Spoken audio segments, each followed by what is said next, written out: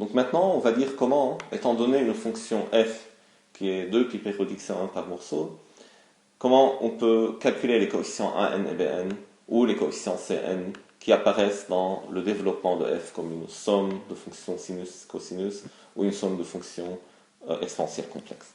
Donc, je pars d'une fonction f, 2 pi périodique, donc je suppose que f est définie sur l'intervalle moins pi pi, elle est à valeur dans R, elle est C1 par morceau, et puis je veux trouver pour tout n un nombre complexe Cn tel qu'en tout x, soit f est continu, j'ai que f de x c'est la somme lorsque n est son entier relatif de Cn exponentielle inx.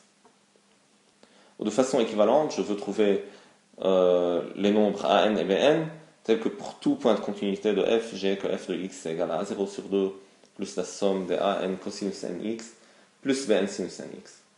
Je suppose que j'ai une fonction f, il faut calculer an et bn. Supposons qu'après avoir fait nos calculs, on a découvert que les an sont nuls et les bn sont de la forme 4 sur npi. Ça veut dire que f de x c'est 4 sur pi sinus x, plus 4 sur 3 pi sinus 3x, plus 4 sur 5 pi sinus 5x, etc., etc. Et donc, avant d'avoir fait le calcul, donc il faut calculer ces nombres-là. Donc 4 sur pi, 4 sur 3 pi, 4 sur 5 pi. Donc comment je peux trouver ces nombres-là? Donc, en un premier temps, pensez que f c'est un vecteur. Donc f c'est un élément de l'ensemble des fonctions C1 par morceau, l'ensemble des fonctions de pi périodique C1 par morceau de l'intervalle moins pi pi à valeur dans R ou dans C. Et donc, comme cet ensemble-là c'est un espace vectoriel, on peut supposer que f est un vecteur. Et puis de même, les fonctions sinus x, c'est-à-dire la fonction kx associe sinus x, la fonction kx associe sinus 3x, la fonction kx associe sinus 5x, etc., sont aussi des vecteurs. Donc je cherche à écrire le vecteur f comme une combinaison linéaire, bon, mais c'est une combinaison linéaire infinie, okay, d'autres vecteurs. Donc ce que je veux trouver la composante de f suivant chacun de ces vecteurs-là.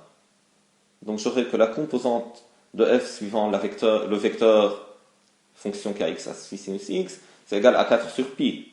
Et la composante de f suivant le vecteur sinus 3x sera 4 sur 3 pi, ainsi de suite.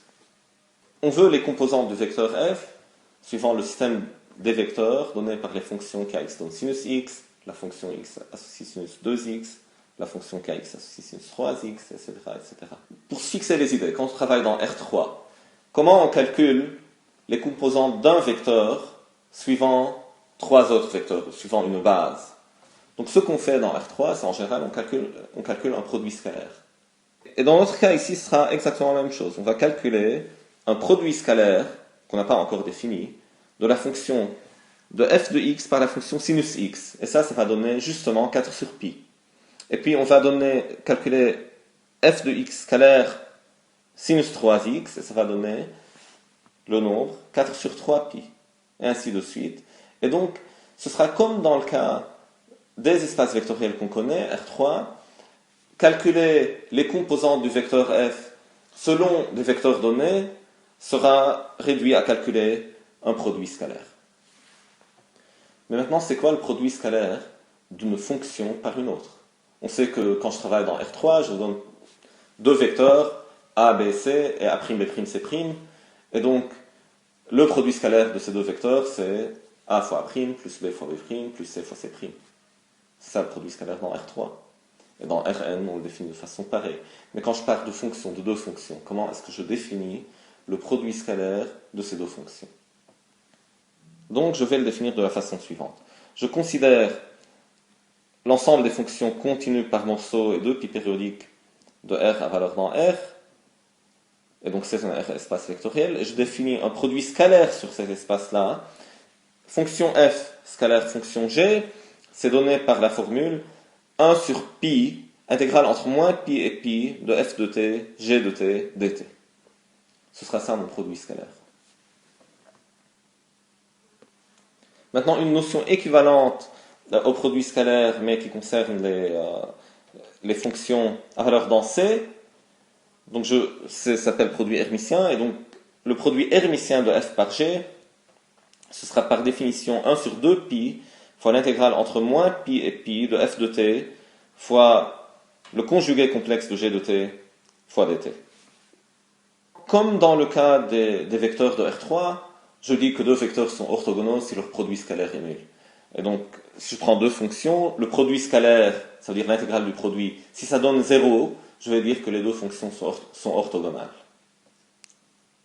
Et pour les fonctions à valeur dans C, je dis que deux telles fonctions f et g sont orthogonales si l'intégrale de f fois g bar, ça donne un 0. Donc des exemples. Des exemples fondamentaux. Donc, cosinus mx et sinus nx sont orthogonaux pour tout m et n. Bien sûr, ici, c'est une terminologie abusive. Donc, quand j'écris cosinus mx, je veux dire par ça la fonction qui a x associe cosinus mx. Pour m et n donnés dans n, cosinus mx et cosinus nx sont orthogonaux seulement si m est différent de n. Pour m et n dans n étoiles, sinus mx et sinus nx sont orthogonaux seulement si m est différent de n. Et pour m et n dans z, exponentielle imx et exponentielle inx sont orthogonaux, sont des fonctions orthogonales, si et seulement si m n'est pas égal à n. Donc on va tout à l'heure démontrer toutes ces choses-là, et c'est un exemple fondamental. Et donc, mais avant de démontrer ça, je vais illustrer ça par des graphes. Et donc, si je prends ici la fonction en vert kx donne sinus 2x, et puis la fonction en rouge kx associe cosinus 2x,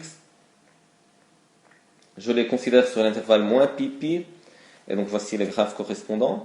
Quand je sais que ces deux fonctions sont orthogonales, il faut en prendre le produit, ça c'est le produit, et puis il faut intégrer entre moins pi et pi, et ça doit donner 0.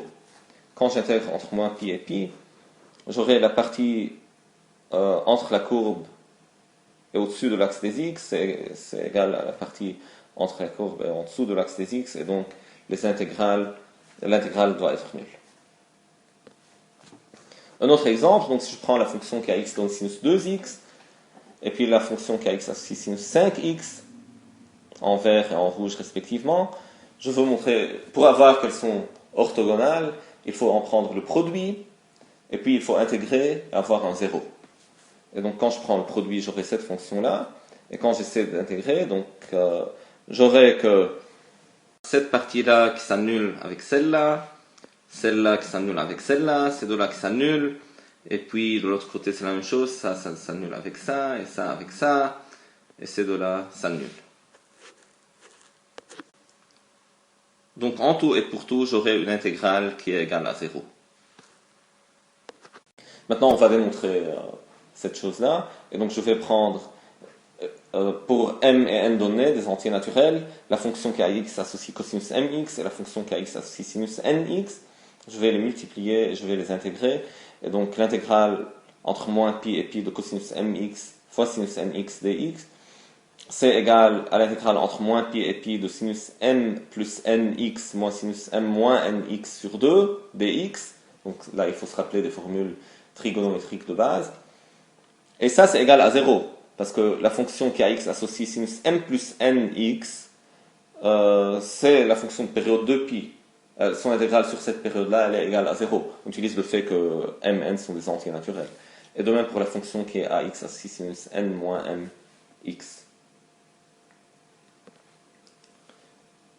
Maintenant, je prends m différent de n, et puis je veux montrer que la fonction kx donne cosinus mx et la fonction kx donne sinus nx sont orthogonales. Et donc, je prends le produit de ces deux fonctions-là et j'intègre. J'aurai l'intégrale entre moins pi et pi de cosinus mx, cosinus nx dx. Et ça, d'après notre formule de trigonométrie de base, c'est égal à 1 demi intégrale entre moins pi et pi de cosinus m plus nx plus cosinus m moins nx dx. Et c'est égal à 0 parce qu'on sait que la fonction cosinus alpha x pour alpha entier intégré sur une période, ça donne 0. On utilise bien sûr ici que m et n sont des entiers. Donc si m est différent de n, cosinus mx et cosinus nx sont deux fonctions orthogonales. Maintenant, si m égale à n, Et donc si je prends l'intégrale entre moins pi et pi de cosinus carré mx dx, c'est égal à l'intégrale entre moins pi et pi de cosinus 2 mx sur 2 plus 1 demi. Le premier terme donne un 0 et le deuxième donne pi. Cette intégrale est égale à pi. Et donc je peux dire que, bien sûr, la fonction cosinus n'est pas orthogonale à elle-même. La fonction kx donne cosinus mx n'est bien évidemment pas orthogonale à elle-même.